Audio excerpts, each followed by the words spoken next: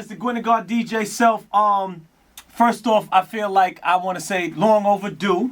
Yeah, that's a fact. Right, you talking to the microphone. That's a fact. Man. That's an all the way fact. Yeah, right. So no pause. It curves everything too. Hey, that's what I'm saying. That's an always. Yeah. Okay, curves everything too. Yeah, hold on. Yeah, fix this up, Jim. Okay, there you go. Yeah. All right. That's it. I got you. Long overdue, right? So Mysonne's in the building. First off, and Mice, actual fact, I called you to come up here. That's a fact. I still don't know why, but what sparked me to call you to come up here is because a lot of times I feel like slowly but surely, and maybe it's just me, I feel like I'm becoming an OG in the New York City's music department, and sometimes I feel like it's my duty to use the platform that I got to school younger people that's out here and to give them knowledge of things that goes on. And I feel like you are a person that speaks, but sometimes are people they hear you, but they don't listen.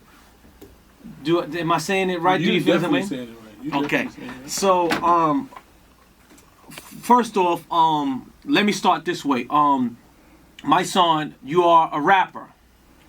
Dope rapper. Dope rapper. Yeah, right? And let's go back to the beginning. You started from where I first heard was in like the Harlem Renaissance-ish. Yeah, right? I mean, I started when I was running around with Mace, so a lot of people say I was with Harlem because me and Mace was really close, and I was also with the Rough Riders. So I came up in that late '90s era of hip hop. Like, I'm from that era.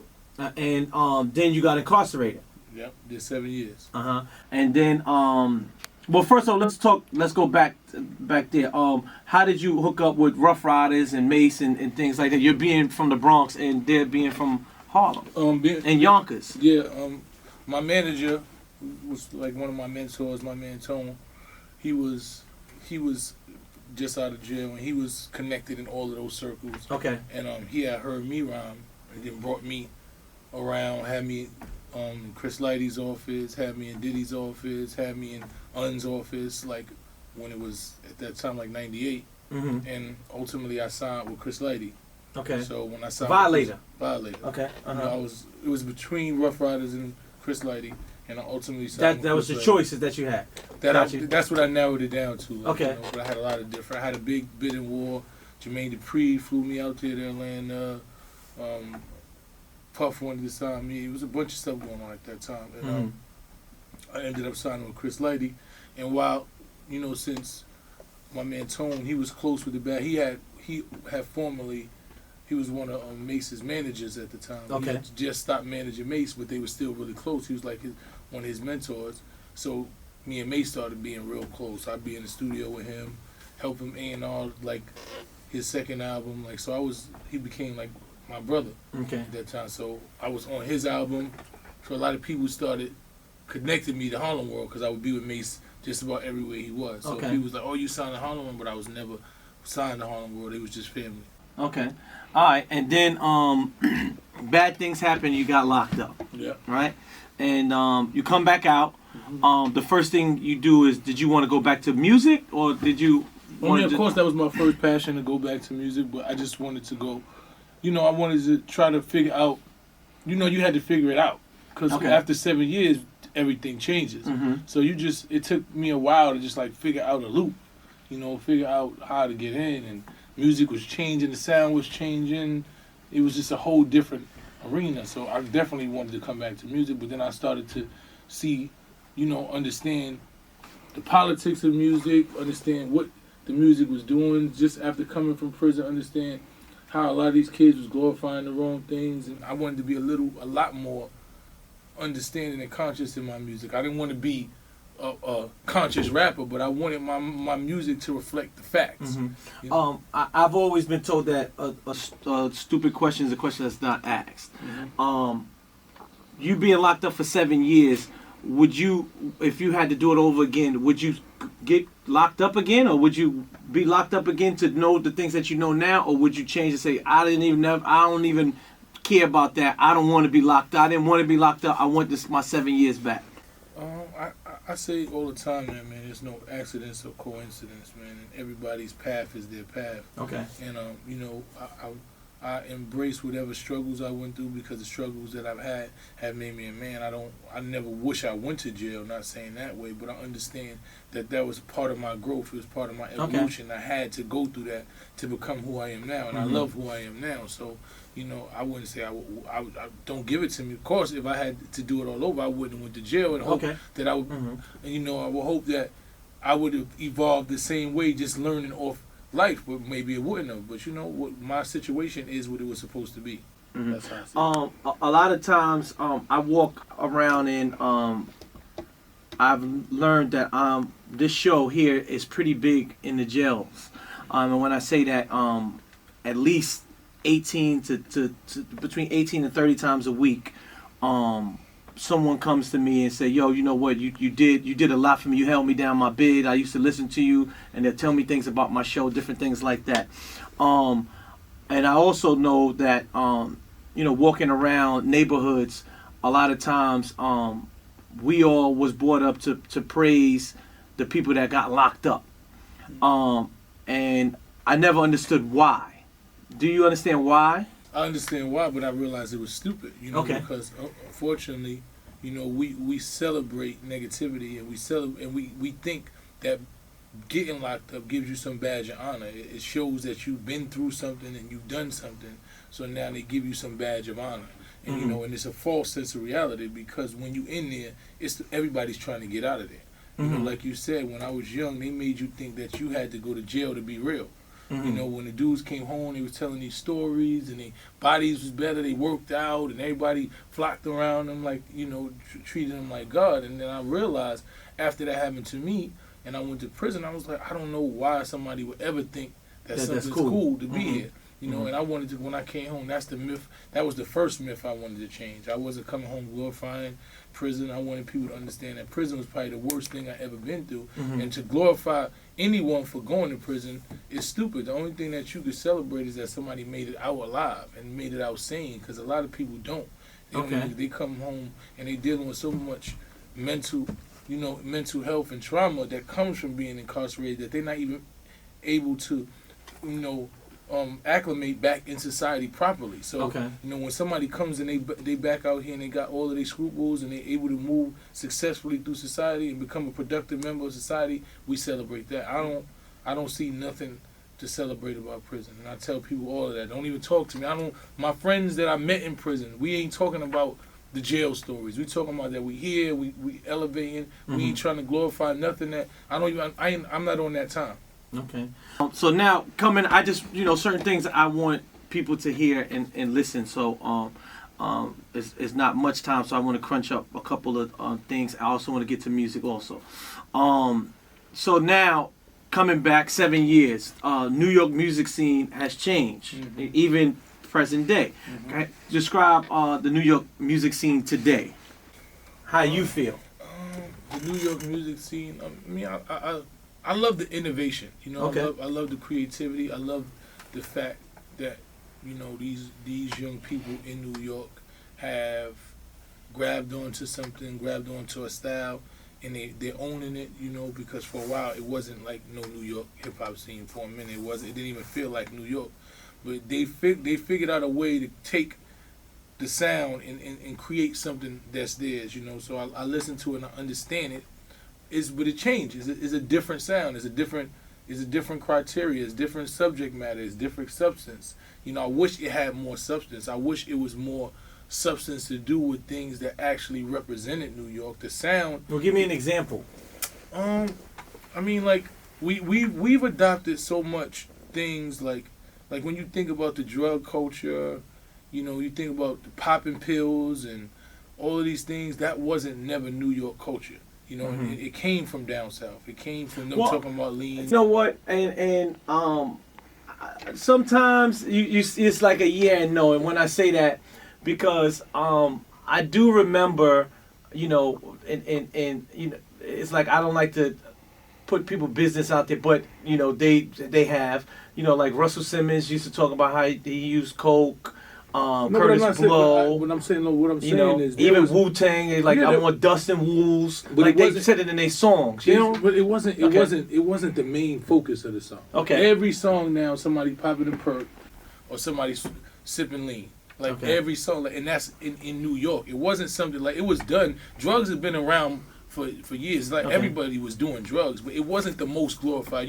You can name 4 or 5 songs where somebody from New York was talking about they was doing hard drugs. That wasn't weed.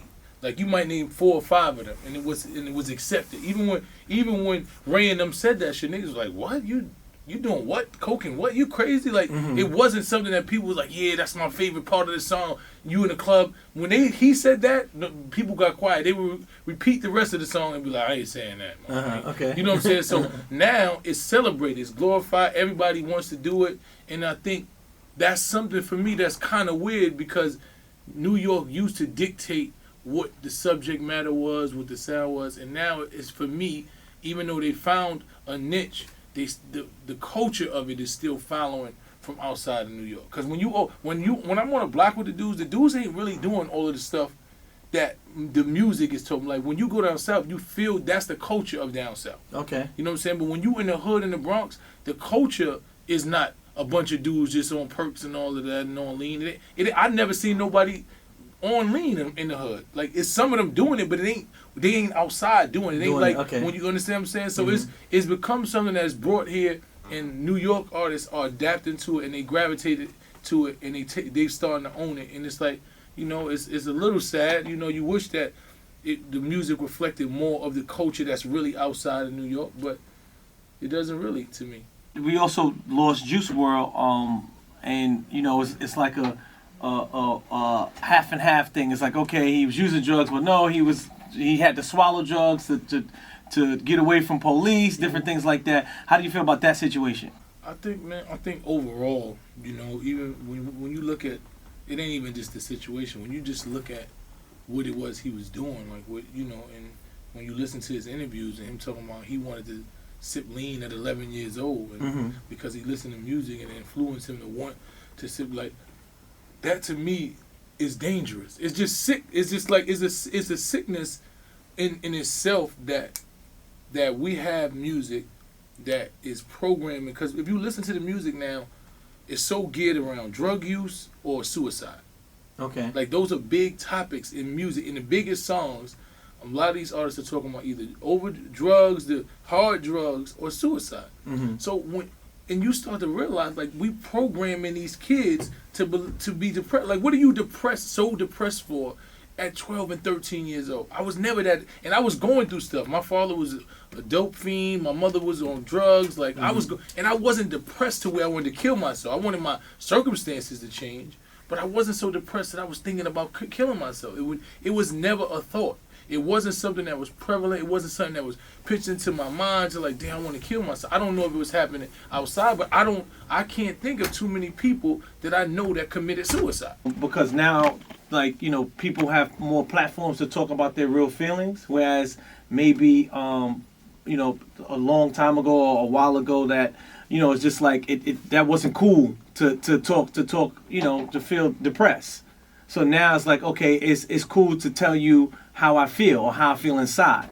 I hear you, but it's like anything. It's like manifest destiny. If you continue to dwell on something, if you speak something, negativity and death and all these things into it, that's what you become. This is what we're training the era to be stressed, to have depression, to need drugs. Like we are conditioning the minds of that. And not saying that people didn't have those feelings, but I can't tell you that I was hanging out with dudes and they was like, yo, depressed, I want to kill myself. I don't even remember somebody that I knew personally that committed suicide. Okay. You know, that wasn't dealing with deep mental health issue, like really deep. But this era is, everybody is so stressed. You listen to the music, I was so stressed, I wanted to die, I wanted to do this, I almost killed myself all the time. And it's like, I think it's something that we are unconsciously training into the minds. If you keep listening to anything, you start to believe it. You know, it's like that's what cult leaders do. Cult leaders sit you in front and they talk to a bunch of people and say, you feel this way.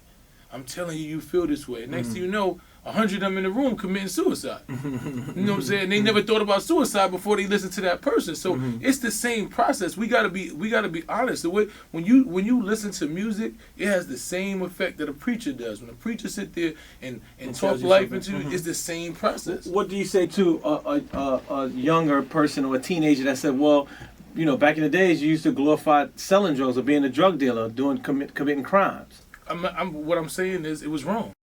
You know what I'm saying? I know it was wrong. Then they could say, well, you did wrong too. We saying something different. Like we said using drugs, but you selling the drugs to our mothers. But what I would say is, they can also say, well, you selling the drugs to our mothers, that addiction is in our system. But we understand that. Okay. And that's a process. I'm not, listen to me. I'm one of the people that take accountability for what we did. Gotcha. You know what I'm saying? But we were taught wrong. Somebody taught us wrong, and then we kept on. That's like the reason why we glorify the streets, because the generation before us taught us, that trained us wrong to believe that that's what we're supposed to glorify. I'm the person that's going to stop. I don't want to peacefully coexist with you. I don't want to be cool with you enough to where I make you think, yo, we cool, so you can pop perks, and I'm going to be like, nah, do your thing. You got to learn. Nah, I'm going to tell you it don't make no sense. You understand what I'm saying? I wish somebody, what some of the OGs did to me, like, nah, you better stay out of these streets, man. Go a different way. You got more on your head, more on your shoulders. It got to be those type of OGs. Of course, we did wrong. I'm not saying that my wrong is better than yours or worse than yours. But I know that when I was in the streets, my goal was to try to get out, change my circumstances. Gotcha. When I was hustling, or when I started to hustle, I was like, you know what? We getting out of this apartment. Ain't gonna be no more roaches. We're gonna have some milk in the refrigerator. We're gonna have some steak. We're gonna feed each other. I don't know what the goal is when you intake a bunch of drugs and you in your mind is completely gone and you killing yourself. You know what I'm saying? So I don't. If you compare the two, cool. It's no big U's and little me's. Whatever it is, none of them are better. But I'm just trying to tell you, for me there was a mind state that I was feeling like I was doing something better. That I was trying to evolve, that I was hustling with a sense of getting out. When you look at Jay-Z was hustling to change his circumstances, and that hustle got him where he is now. I don't understand how you taking drugs is going to get you anywhere. I don't understand where the mind state is that you're going to somehow evolve because you so drugged up that you can't even think, that you take having seizures and your mind is gone, and you know, I don't understand where the mind state of that. Okay. Now it's rumored that 6ix9ine will be out very soon. How do you feel that the hip hop community should react to him being released? Well, I mean, me and you had this conversation. You know what I'm saying? I mean, this is now. But I'm saying this is publicly. And I you know? For me, is this right? And it ain't even just me, but it is me. It's like, if we're gonna celebrate someone who went disaccording to the culture, who has really no honor, no integrity, no principles, and we just gonna keep playing his music, but you don't celebrate or give the same platform to brothers like myself or other brothers out here that really out here uplifting the community, that's building, that's teaching it, then what are we really doing for this culture? If you could tell somebody that 6ix9ine came home and what he did, despite what he did and all that, we're gonna go on, you know, he got some music, we just gonna keep playing it, we're gonna make sure he get rich, we're gonna make people think that what he did is cool because we're gonna keep on pushing the music. But then you won't give brothers like myself that's actually trying to change the trajectory, trying to raise these kids and give them a platform and a different mind state, even half the platform, then what are we really saying about the culture? If a person says that they feel like he makes better music. But that doesn't matter though. Okay. Because, well, I mean, should it be about the music? No, it shouldn't be about because the music should be a reflection of what the culture, what you want the culture to look like. Because at the end of the day, you got a responsibility to the culture. If I'm just gonna promote anybody, if I have a conscious decision and I'm on the radio and I'm saying I know this thing is a dirtbag. I know he don't mean nothing for the culture. I know 90% of the people that he influences either gonna die or go to jail or think what he doing is cool. But I'm still gonna play this record because I like the song. But this record right here, I might not like it as much, but it could get some spins. And I know that this person that actually doing it is really doing some real, what he's about, what the mind state, what the music is going to do, is going to give these kids a different outlook, is going to give them a different hope. For me, just morally, I'm going to say to myself, that song that might be that a little bit better, it ain't that serious. It ain't worth it for my culture. It ain't worth it for my soul. It ain't worth it for my kids. It ain't worth it for the culture in hip hop alone. Like what are we trying to do? Are we really trying to preserve hip hop? Are we trying to see it last 10 more years to where we give it substance, to where we give it to people that we know is gonna carry it and bring in the right way, or we just gonna give it to somebody because we know people gravitate to negativity. 6ix9ine is negative. They gonna want to listen to it because he's intriguing to them. So he could do what we saying to these kids is if you do the worst and dumbest shit and you put out music, you paint your hair, you say you a gang member, you tell on everybody, you disrespect people, you get in shootouts, you put everybody in jail, we gonna play your music, we gonna make you a star. But if you do the positive thing, we gonna say, well, the music ain't that good, so we can't really give it that much of a shot. This is what we telling these kids. So we got to think about what we saying in this culture. What is this culture really about? What does the hip hop community? What are we trying to do? Are we really trying to elevate the hip hop community? Are we trying to at least give it a balance? Because it got to give a balance. Because it's no balance for 6ix9ine right now. We just got the 6ix9ines and we got everything that spawned after that. Everybody's clout chasing. They saying the most disrespectful shit they can on the radio, on thing to get people to pay. But it's nobody that's saying, all right, I'm not doing that. I'm preserving my integrity and honor. I'm making good music. It might not be, and I got my own following. So why won't we promote both of that? Even if it's not me, it's somebody else out there that's doing something that's positive, that's uplifting. Some young boy that ain't telling you that he gonna shoot his mother and stab this person and have beef with everybody. Like, but we gotta have some level of responsibility to the culture. Okay, no, I like to play devil's advocate. Some things I agree. Some things I asked Self. I walked up to Self. He playing. Yes. I'm like, Self. In the club, I said, Self, well, disrespect. Please don't play that while I'm here. Yes, because I believe that what he did is disrespect the culture. Not only about the telling and all that, because you just was weak, but what you it's not so much that you the music that you have is cult-like. It's creating a mind state of violence. And now if that's who you was, then I would say to myself, you know what? That's all he could be because that's really who he is. But when I know now that you selling that and you misleading these kids and that's not even who you are because you're not even built for that, then I would, if I'm sitting in the club and I'm allowing that and not even having some type of dialogue with somebody or DJs that I have respect for or respect me and saying like I just think that we shouldn't, then I wouldn't be who I say I am. Okay. Well, I mean. I don't want to play devil's advocate too many times. You can. I'm prepared for this. I hate. So now, I know you had a lot of choice words for Troy Ave. How do you feel about Troy Ave's situation? Like, I think he's more saying, no one cares about my family, and my well-being. How do you feel about that? And I've had conversations with you about Troy plenty of times also. Well, as far as Troy Ave, man, out of respect for Banger and Shandu, Tripe is my friend. Okay. I've told him that I'm just not even going to speak on him. Got you. And that's just out of respect and love. So I said I gave him my word on that. So. Okay. All right. That's what's up. All right. So now, I don't know if you see what's going on in the music right now with Eminem and Nick Cannon. How do you feel about that situation? I mean, it's hip hop. You know what I'm saying? If you want to challenge somebody, Eminem might be to most a better rapper than Nick, but Nick got just a bigger platform. Like Nick. Do you think it's fair what Nick is doing? Like he's like, all right, let me get my crew. Like we jumping Eminem. You understand? This is listen to me. We in the era of trolling. Okay. We in the era of that's what they into. So Nick is a smart businessman. He got his own platform. He got a bunch of platforms, and he got a bunch of artists. So what he's doing is, all right, I found the lane. Okay, we know if we attack M gonna go for it. We might get him to get his rest of his crew to come out. I think my dudes can spit. Only thing he's giving them platform. This is smart. This is a strategy. I love what he's doing. He gonna bait them out. Then he gonna get all of the what's the name, the Slaughterhouse dudes that still mess with him to come out. It's gonna turn into some competition because his crew can rap. They can rap. A lot of them Charlie Clips and all them dudes actually can spit. So when you give him an opportunity and now people pay attention, he just created a whole nother platform for his people. So I love what he doing. He ain't gonna lose nothing. It's not like they gonna shoot each other or stab. It's hip hop. Okay. It's hip hop. Okay. You know what I'm saying? So you feel like this part is good for the culture. Of course it is, man. Okay. Competition. They've been beefing for years. I'm glad that ain't nobody get beat up. You know what I'm saying? He was talking about a man's wife and all these things. So this could have been something else. But now he still want to challenge him. He got a platform. They both got a name.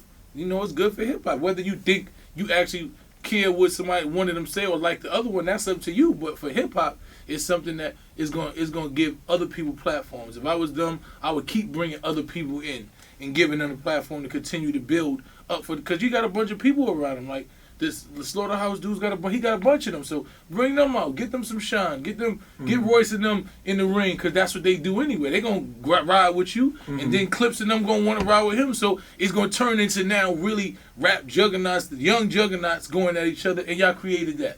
Okay. You know, it's genius to me. I don't think it's fair that he got his boys trying to jump him, but whatever. So now moving forward, Mysonne, music. Seldomly, you pop up, you give me music. You song myself. Like I feel like you drip me. And when I say drip, feed, one song here, one song there, like that.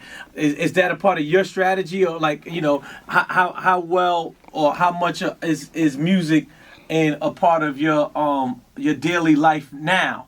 Is it more of you speaking your mind, being Instagram, not Instagram, social media or media person or activist, or is it music or what? I'm a raptivist, man. A raptivist. I'm a raptivist. Okay. So I utilize my music to speak my mind. You know what I'm saying? So I write music based on me having something to say. I don't just do it for nothing now. So I got a project I'm dropping on New Year's called Sold Not For Sale.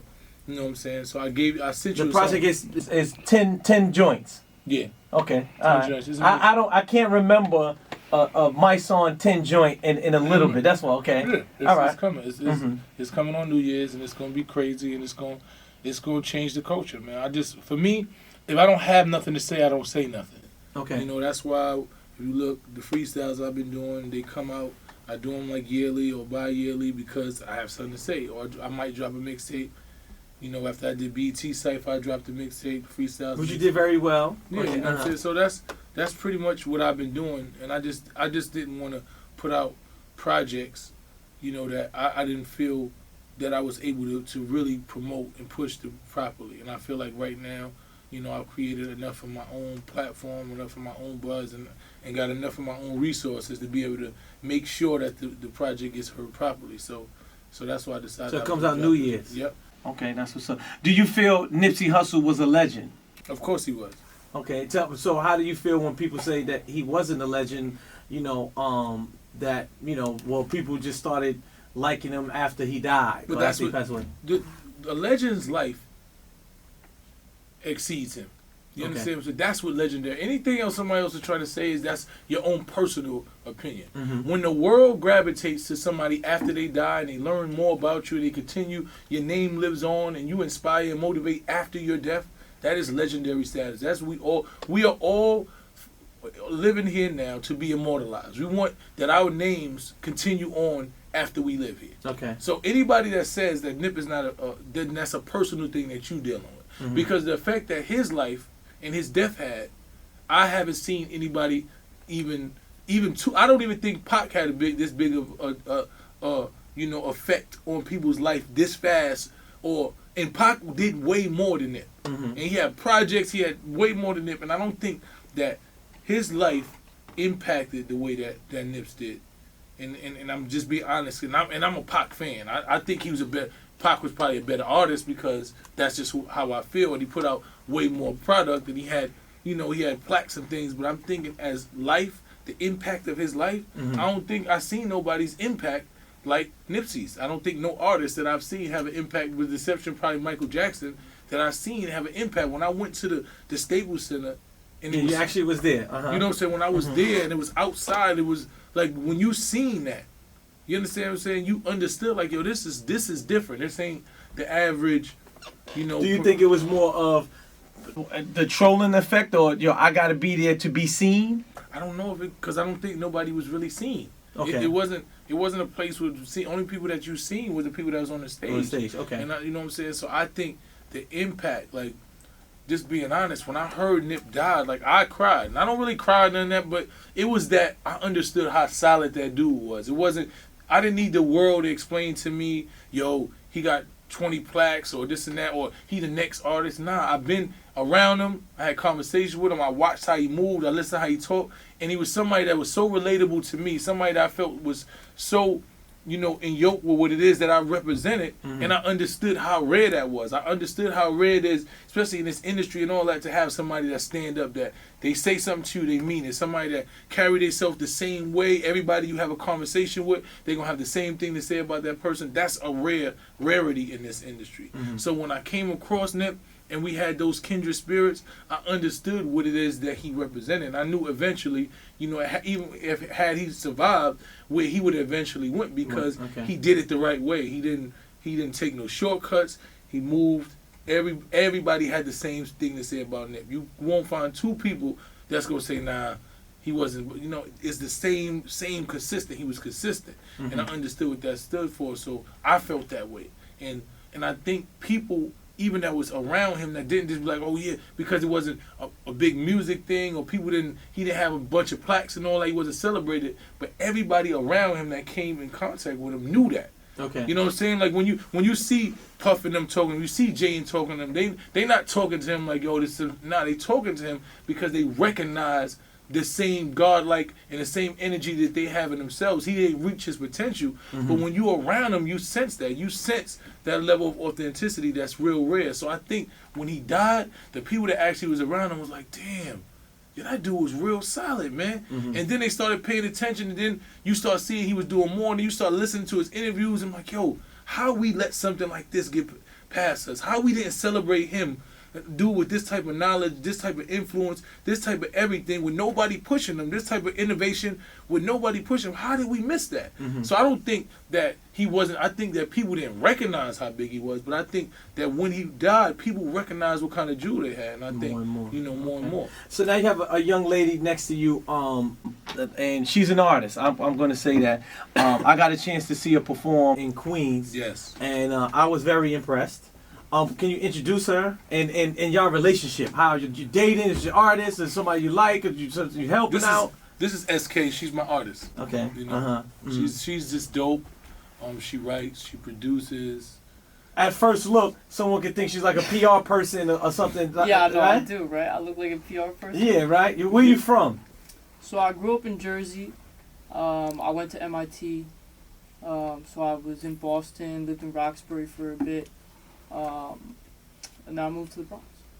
Okay, and how did you hook up with Mysonne? It's basically a long story, but so, you know, I linked up with Point Blank BX over here. It's the man. My video director. So he's the best. Yeah, he directs videos for Mice, and so that's how I met Mice. Oh, okay. And you met from videos. So I met Point. Actually, I was working with a different group of artists out of Brooklyn at the time. And so I met Point through them. And then, you know, we kicked it off. We started working. And Now, how did you get into music or hip-hop? You know, I've always been into music. My family growing up, we weren't really into hip-hop. But I got really into hip-hop. I was listening to, you know, the minute I could, and I could buy a CD or, you know, iTunes came out, I started listening to. And what was the first CD that you bought? Well, the first hip hop song I listened to was "Hate It or Love It." So this was like right around when you know, I was in like middle school, and or elementary school, and I was on the bus. I was just jamming out, doing my own thing. I got in trouble for it later, you know. So I got into that. You know, I was listening actually to a lot of New York rappers. I was listening to Fat Joe, Ja Rule. You know, I was listening to The Game too. A lot of, you know, through 50, listening to Jay-Z, and so I was really into it. I never really pictured myself as a rapper. Okay. Because, you know, do you consider yourself a rapper now? Girl, you know, yeah, for sure. You know, I definitely, you know, I've been telling the Point when I started. I said, look, you know, I want to be respected. I don't just want to be somebody that's going for clout. I don't want to just be somebody that's in it to make a buck, to not better the culture in some way. I want to show that I respect the culture. I want to show that it means a lot to me, and it means a lot to be, you know, for instance, sitting in this room. It means a lot to be around Mice. It means a lot to be around, you know, people who are real, and that I respect that. So what happened was I started rapping because, I've ran track and field, cross country. That was my main thing, and had a bunch of surgeries and couldn't do that anymore. And just started writing music just as another passion. Mm-hmm. Got into that. At first, I was playing guitar in the subways in Boston, doing open mics, all types of shit like that. And then I ended up playing in like an old school funk R&B band, lead guitar for a little bit, doing like the Temptations, like the OJs, like all types of like way back. And post that, the studio that we were rehearsing in for that was a hip hop studio. And so I was just around a hip hop crowd, and I started getting more into it. And actually, someone had said to me, why don't you try to write a song? Mm-hmm. And so I was like, what? Why not? And that was my first entryway into feeling like I could really rap, because I always appreciated hip hop, but I never expressed myself. So. Well, I didn't plan on this, but could I put some beats on and see what you can get busy with? Yeah, go We ahead. can do that. Let's go. Some old school shit though. So, I mean, that's my forte. Hello. All right, so we gonna do that. We gonna come back. And we gonna get that. We gonna get them beats and rhymes on. That's what I like to hear. 800-585-1051. It's the Gwen and God DJ Self. Mysonne's in the building. SK's here. Now listen. The beat is on as we continue to keep it gwinning. Huh? Look, this is SK Point Blank BX. Shout out to DJ Self. Shout out to Mysonne. Shout out to Point Blank BX in the building. You already know what it is. BX, what up? Yeah. Okay. Check it. Look. I said I rap my ass off till they hats off. I'm that boss. 47 new era. All the lids is off. Fuck it. All the bets is off. Got that Andre Ward record. Never lost. Even if the cards are top shit, we getting aces. Mariano's holidaysin' like Serena serving up. We precise with how we place it. We know it ain't a game, this whole industry's a racket. So forgive us if we all up in the paint and we don't pass it. I'm just that emphatic. Try to bring me to be passive. Way we act, it ain't sporadic. We ain't lacking with the tactics. Only plastic on my body. That Amex or that master. I'm nuts for the prize. I'm that cracker jack cracker. It's a quality akin to rich bitch. Lil's getting mills on some Motel 6 shit. Some tisket, a tasket. The Xanders in the basket. These kids got heroes and heroin, lead them right into their caskets, but gotta acting thirsty, ain't no cure for bullshit, it's kinda like herpes. Some of these rappers spitting caca, that's straight Hershey, then they still expect applause, post curtsy, woosah, exhale, I'm feeling like Kirby, I'm about to drop kick some of these haters, Murphy, pop, lock and drop some of these haters, got them looking at the screen like, wait, who she? I'm Meryl Streep to these motherfuckers, this a movie, I'm at my dog's house working through the night, Snoopy, we don't compromise deliverables, it's motherfucking critical, I learned from religion, I'ma need to see a visual, offending platinum artists, so we must be getting busy, independent artists, they don't treat us like we indie, fuck the Fendi, fuck the Gucci, we don't live that type of movie, in case y'all was wondering, I ain't selling no coochie pootie, but again, who she? It's SK, motherfucker, y'all will never hear another, never lollygag no sucker, never want to kiss ass, you could tell by the pucker, I be flying down the Brooklyn rush hour fuckery, like my name is Chris Tucker, the later Woody must be special like a Louisville slugger, I'm a home run chick, he don't know nothing about this, fuck a steak at Ruth Chris, dub the dinner on this, pop like a blicky that rip, bounce back to the crib, smoke a joint to the clip, exhale the bullshit round this life that I live, yeah you know what it is, how we do it up here, Power 105, what it is. Ooh. 800-585-1051. SK, you know what it is. It's the Gwen and God DJ Self as we continue. Hey!